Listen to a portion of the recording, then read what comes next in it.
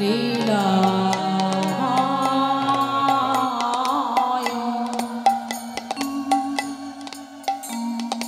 বিগ্রহ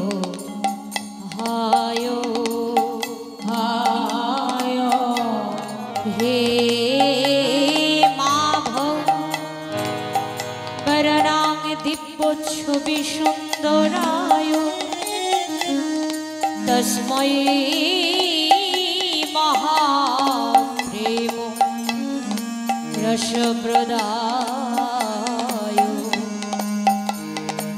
चैतन्य चंद्राय नमो नमः। जय जय श्री गुरु सीतानाथ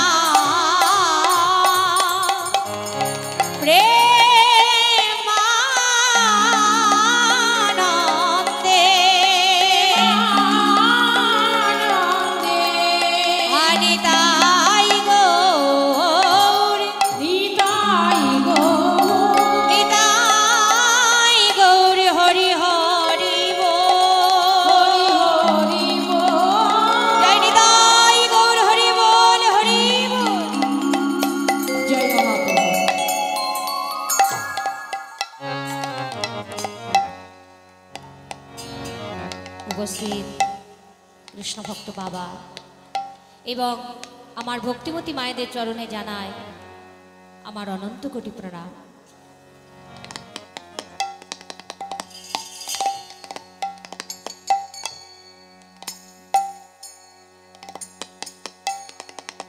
জয় রাধে।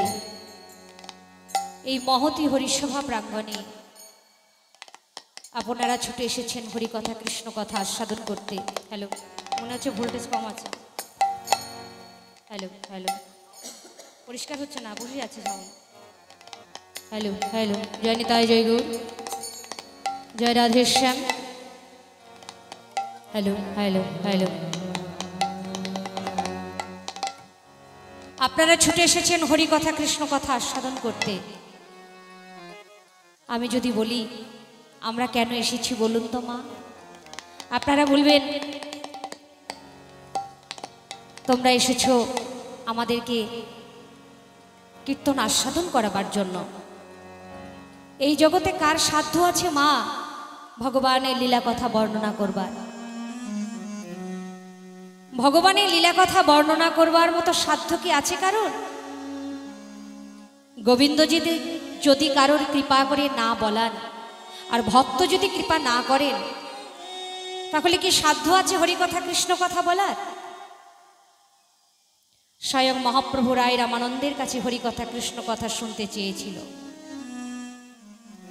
আপনারা চৈতন্য চরিতামৃত নিশ্চয় আস্বাদন করেছেন। মহাপ্রভু বলেছিলেন কহ রায় সাধ্যেরও নির্ণয়। সাধ্য সাধন তত্ত্ব জানতে চেয়েছিলেন। হ্যালো, তাই তো মা? সাধ্য আর সাধন, সাধ্য সাধ্যই বাকি আর সাধনই বাকি। সাধন হচ্ছে কর্ম, আর যে সেই কর্মের মাধ্যমে যে বস্তু পাওয়া সেটাই হচ্ছে সাধ্য বস্তু। হরি বল হরি বল। অর্থাৎ আপনারা যে কীর্তন আস্বাদন করতে এসেছেন, আমিও যে ছুটে এসেছি, এই কর্মের পিছনে নিশ্চয়ই কোনো কারণ আছে। কিছু পাবার জন্য তো ছুটে আসা। এত কষ্ট করে আপনারা বসে আছেন, আমিও এত কষ্ট করে কেন ছুটে এসেছি? এই কর্মের মধ্যে দিয়ে কিছু পাবার জন্য তো। যে বস্তুটা পাবার জন্য এত কষ্ট, সেই বস্তুটাই হলো সাধ্য বস্তু। হরি বল। তাই মহাপ্রভু জিজ্ঞাসা করলেন কহ রায় সাধ্যেরও নির্ণয়। রায় রামানন্দ বললেন প্রভু, তুমি আমার কাছে হরিকথা কৃষ্ণ কথা আস্বাদন করতে চাইছো? কি শক্তি আছে আমার যে আমি তোমাকে হরিকথা বলবো? প্রভু, সমুদ্র যদি বলে,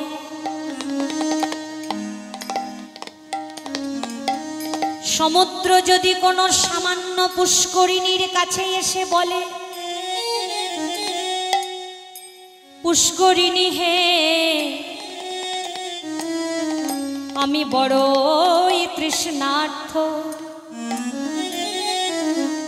আমাকে কিছু পিপাসার বাড়ি দান করো। সমুদ্র যদি সামান্য কোনো পুষ্করিণীর কাছে এসে জিজ্ঞাসা করে বা বলে, পুষ্করিণী, আমি বড়ই তৃষ্ণার্ত, আমাকে কিছু পিপাসার বাড়ি দিতে পারো? পিপাসার বাড়ি দিয়ে আমার তৃষ্ণা নিবারণ করো। সামান্য পুষ্করিণীর কি সম্ভব বাবা ওই সমুদ্রের তৃষ্ণা নিবারণ করা? হয়তো আপনারা আমাকে প্রশ্ন করবেন,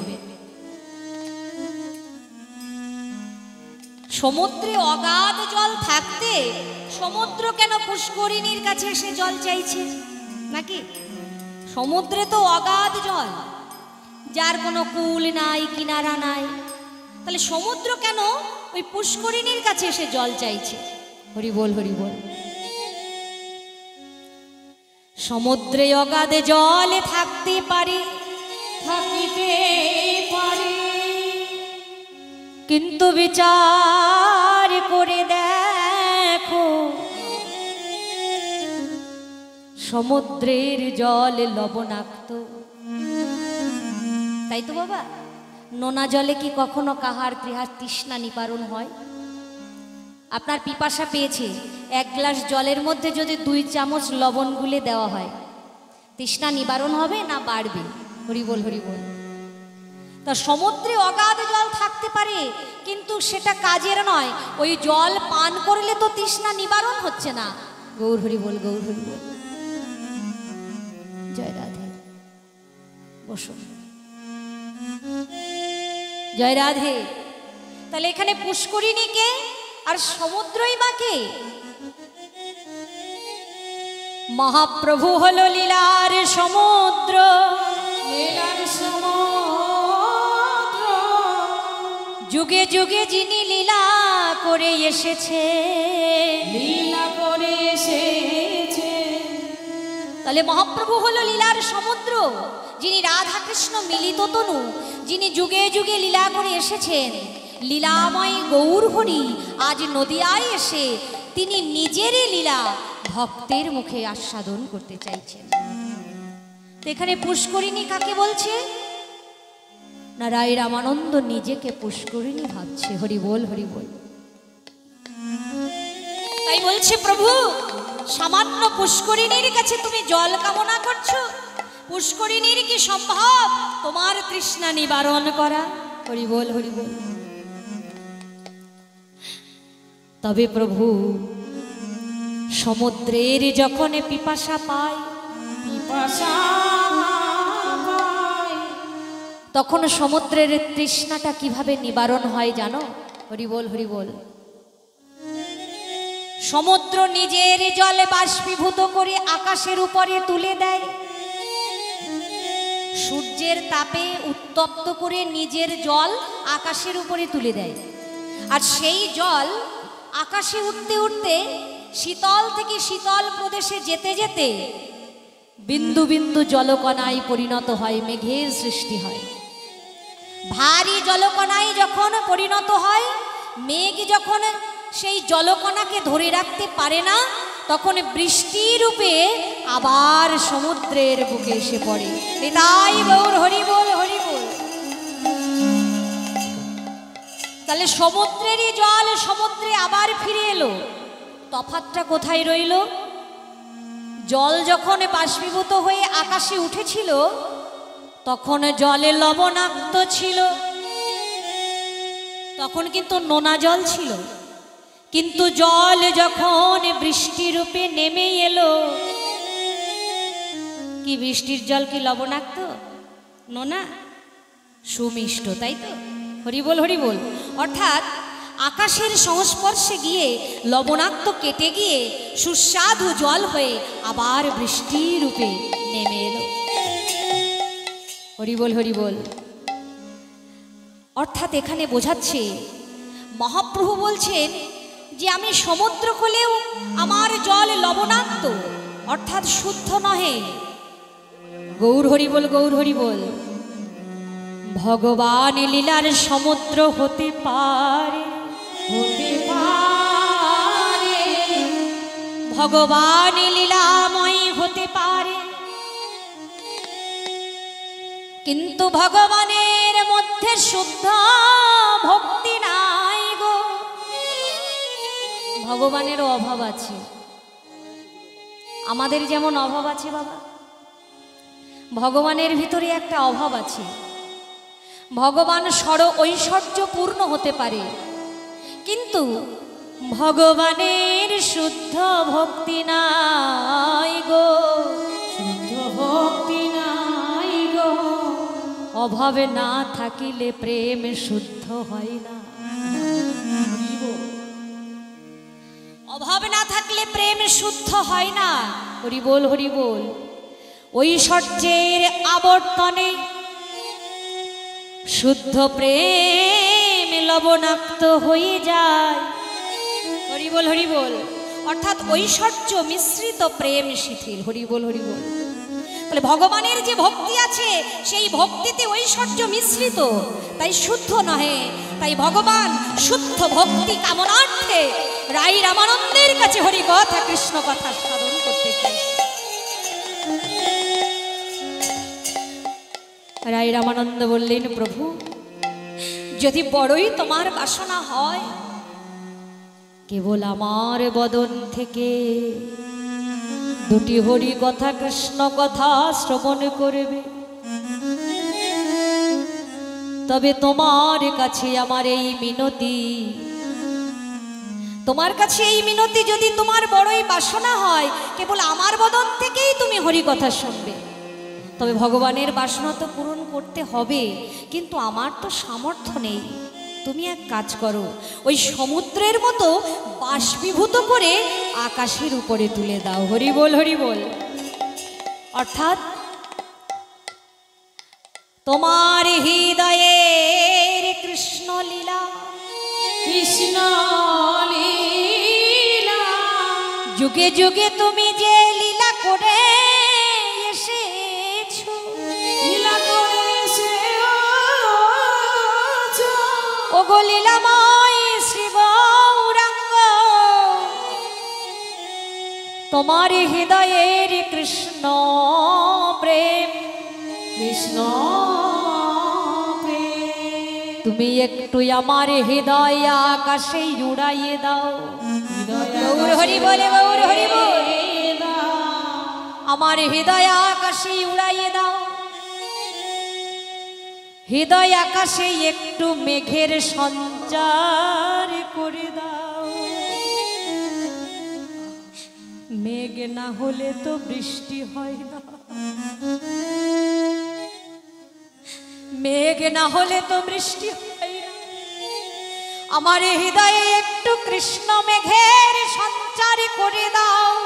কৃষ্ণ মেঘের সঞ্চার করে দাও। আমার হৃদয়ে যখন কৃষ্ণ প্রেমের মেঘ লাগিবে, সেই মেঘ যখন বৃষ্টি রূপে ঝরে পড়বে, বৃষ্টি রূপে ঝরে পড়িবে, তখন তোমার লীলা কথা তুমি নিজেই আস্বাদন করতে পারবে। অর্থাৎ মোর মুখে বক্তা হও, তুমি হও শ্রোতা, তুমি হও শ্রোতা। আপনি শোনো প্রভু আপনারই কথা, আপনারই কথা। মোর জিহ্বা বিনা যন্ত্র, জিহ্বা বিনা যন্ত্র, তুমি বিনা ধারি। মোর মুখে যা উচ্চারাও মই সে উচ্চারি, মই সে উচ্চারি। যন্ত্র যদি পড়ে থাকে লক্ষ জনার মাঝে, বলো যন্ত্রী কবি হনে যন্ত্র কেমন সে বাজে, কেমন সে প্রভু লক্ষ লক্ষ শ্রোতা ভক্তের মাঝখানে বিনা যন্ত্র পড়ে থাকলে মূল্যহীন হয়ে যায় যদি যান্ত্রিক না থাকে। তুমি তো যান্ত্রিক, তুমি কৃপা করে আমার জিহ্বা বিনা যন্ত্রটি বাজিয়ে দাও। নিতাই গৌর হরি বল, হরি বল। তদ্রূপ মহাপ্রভু কি করলেন, রাই রামানন্দকে কৃপা করলেন। আর রাই রামানন্দ অনাব্রত হরি কথা কৃষ্ণ কথা বলেছিল। তদ্রূপ আপনারাও আমাকে আশীর্বাদ করুন নিজ সন্তান জ্ঞানে, যাহাতে আপনাদের কৃপা রাশি আমার হৃদয়ে একটু কৃষ্ণ মেঘের সঞ্চার করে দেয়। আর সেই কৃষ্ণ প্রেমে মাধুরী বৃষ্টির রূপে যেন ঝরে পড়ে। আপনাদের কৃপার লীলা কথা আপনারা নিজেরাই আস্বাদন করুন, আমার কোনো যোগ্যতা নাই। আশীর্বাদ করুন যাহাতে দুটি হরি কথা কৃষ্ণ কথা আমি বলতে পারি। নিতাই গৌর হরি বল, হরি বল। এখন যে লীলা আস্বাদন করবেন, লীলার নাম শ্রীকৃষ্ণের নৌকা বিলাস লীলা।